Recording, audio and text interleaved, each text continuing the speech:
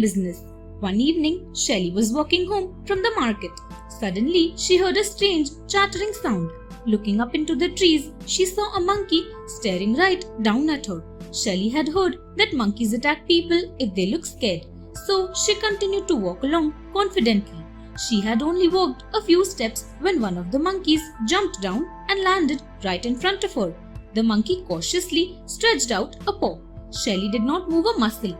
The monkey patted Shelley's shopping bag and suddenly grabbed it and ran. Shelley was stunned for a moment.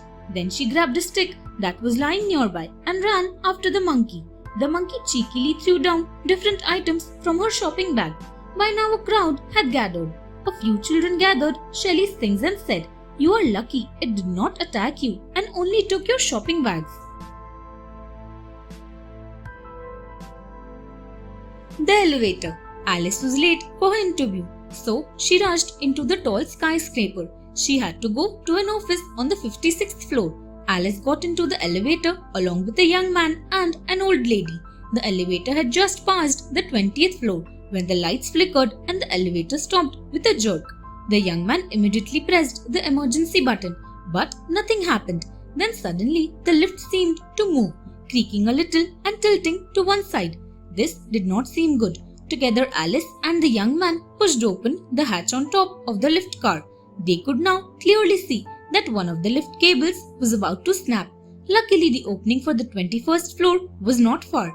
Alice pulled up the old lady and then helped the young man out. Together, all three managed to reach the 21st floor safely, just as the cable finally snapped.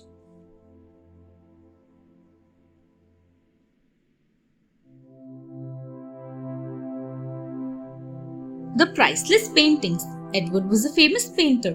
Once Edward found his neighbor Jack in his studio, touching one of his new paintings. He was annoyed and sent him away. Another day, he found that some of his canvases had been moved slightly. He decided to find out what was going on. That night, he hid in his studio. At midnight, Jack crept into the studio. He went to one of the canvases and after an hour left. The next day, Edward called the police inspector. Together, they examined the canvas Jack had touched. Certain parts of the painting seemed lumpy. Edward scrubbed the paint carefully and found a small stone hidden in the paint. He cleaned it and gasped. It was a diamond. The inspector explained, "Jack is hiding stolen diamonds in your paintings. After a few months, he would remove them and sell them without any fear." Jack was soon arrested. Edward could finally paint in peace again. Motorboat adventure. Dan and Mary were jetting through the water on a motorboat one summer day. After a while, they cut the engine, letting the boat float. Mary took out her binoculars and started observing the seabirds. Suddenly, she noticed that the birds flew off together. Something had scared them. Mary carefully scanned the water. She gasped. A shark's fin broke the surface of the water. As she watched, the fin started circling the boat.